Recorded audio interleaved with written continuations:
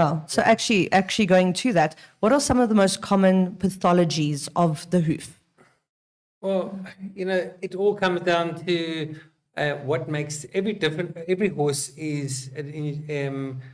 can go better on a certain type of shoe. Some horses do well on steel shoes, some horses do well on aluminium. I've got certain horses that just like to be in a bar shoe, but then obviously now with this new and the bar shoes are gaining popularity because of this caudal failure that we're picking up. Not really. The bar shoes are actually going out. Okay. So they're going into these 3D pads. Yeah, because the bar shoe, do you feel that it crushes the heel? It does crush the heel. I feel that obviously after 4 weeks, that frog just tends to push into those bars, and there's no movement. And how do you find the hard bar versus bar? Hard bar again you're putting so much pressure on that frog with a plantar cushion. You're just putting so much pressure on there that if you trim if those heels are too low and you put that hard bar on, it's pressing against that frog, you're going to have more cordial failure. So that's getting quite technical though. So simply put, like there are a couple of options for people when they've got their horse, and the first is obviously barefoot. Yeah. That's the most simple. And why are more horses not able to stay barefoot? And I know that this can be a sensitive topic, but I think the overarching thing that I would really like to stress here is that not everything, there's no one size fits all solution for horses ever. So as much as you might love shoes, there's going to be a horse that you can keep barefoot. Without a doubt, yeah. And vice versa. So there's a horse, Kylie Brimacombe. I've got a horse that she jumps in the 145s and it's barefoot. Yeah. And we don't need to put shoes on it. But what's the conformation like? Fantastic. It's nice and upright. You need to have good conformation. Oh. Exactly, yeah. And you can take a horse that has bad conformation and you got brilliant barefoot trimmers that will take that horse and put it into a good conformation. Yes. But I think that you have to be realistic with what you have. Like a flat-footed thoroughbred, we use that example because it's just so classic. And I mean, you put that barefoot, and let's say you have a situation where someone comes through and says, well, your thoroughbred isn't doing so well with shoes. Why didn't you try to go barefoot? And I've seen it happen where you take the shoes off and it just does unsurmountable damage. It just goes totally pear-shaped. Yeah. So you need to... So we're going with the first do no harm philosophy. Yeah. Well, what I'm saying is that you need to speak to... You need to make the decision with the advice of people in the know around. And, before just saying... okay, this horse must become barefoot. It mustn't be an emotional decision. I think what you're saying, and before we then speak about maybe pathologies and corrections, what should people be looking at in the basic structure of their foot? And I'm not looking at, legs turning out or being over the knee. If you're looking at a hoof, there's like, maybe this is too broad a characterization. You can get a boxy foot or a flat foot. But what else should people be looking at? Like the coronary bands, should they be looking at their heels? So when you're looking at this horse, what for you is like the worst thing that you would see in a horse that makes your hair stand on end? Flat foot. Okay. So when the bulbs are almost the same height of the heels. Okay. Then you've obviously got big problems, and obviously it's going to cost you a lot in obviously remedial work to try and get those heels to grow. So and I see there is a question saying when you mention bringing the toe back, are you referring to length or height? To length. Okay. Yeah.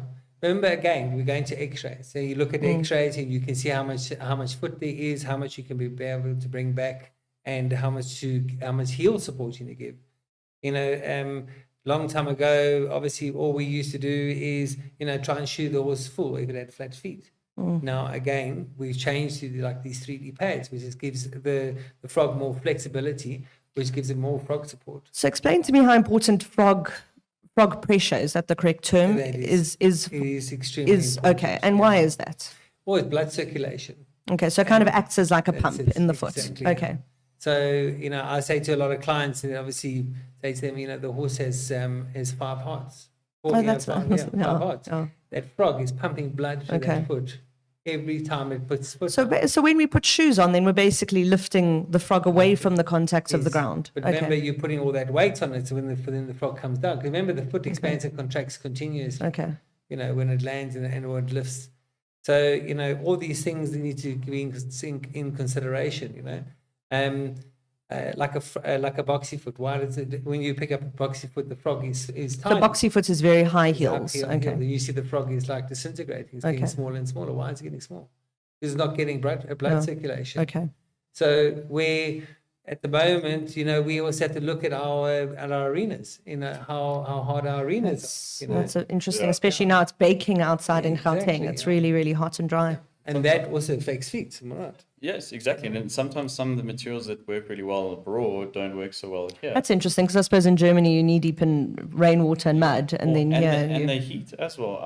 Like if you have wax in your arenas with the heat, it actually can solidify, and then that you have a very soft arena that's supposed to be soft, but actually it turns quite hard. So, yeah, I mean, there's so not much everything that's European is actually good for South Africa. Exactly. You know, you have Yeah. to Different contemplate environment. it.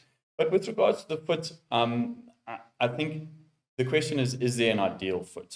This is the perfect foot. And I think, as a vet, I try and read up and follow the people in the know.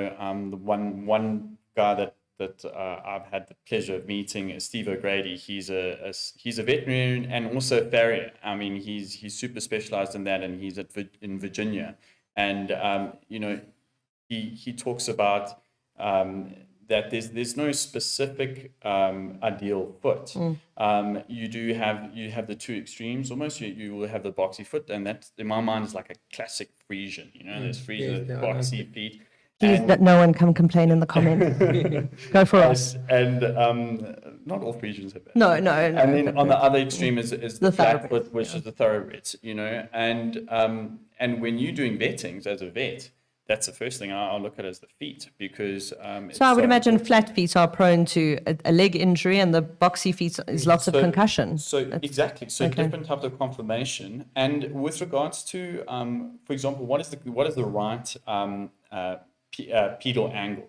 Some people say 0 degrees. Sometimes you can go 2 to 7 degrees. So there's still some debate, and I think there's still a lot of research that should be done in the biomechanics. We should be focusing, when you talk about feet, the biomechanics. If your toe is too long, then you're talking about your breakover, and your breakover is very far back, and that actually puts additional pressure on your heels. So by adjusting the length of your toe, you're actually reducing the mechanical forces on that foot. And specifically with, let's say, the flat foot, that digital the deep digital extensor, Foot extension. deep digital flexor, that pressure, 1 degree change in your axis can have a 4 times effect That's on that incredible. tendon. So it's like a real lever pulley situation there. The Okay. whole thing is a lever pulley situation. We need more mathematicians riding horses, is what I hear you Exactly. saying. Like we need people to go and do more bioinformatics on it and get those standards to work to. So it's not about necessarily buying the perfect horse. It's about knowing when you get this foot, you're going to have certain issues with, and what are those issues and how do we work around them? Exactly, yeah.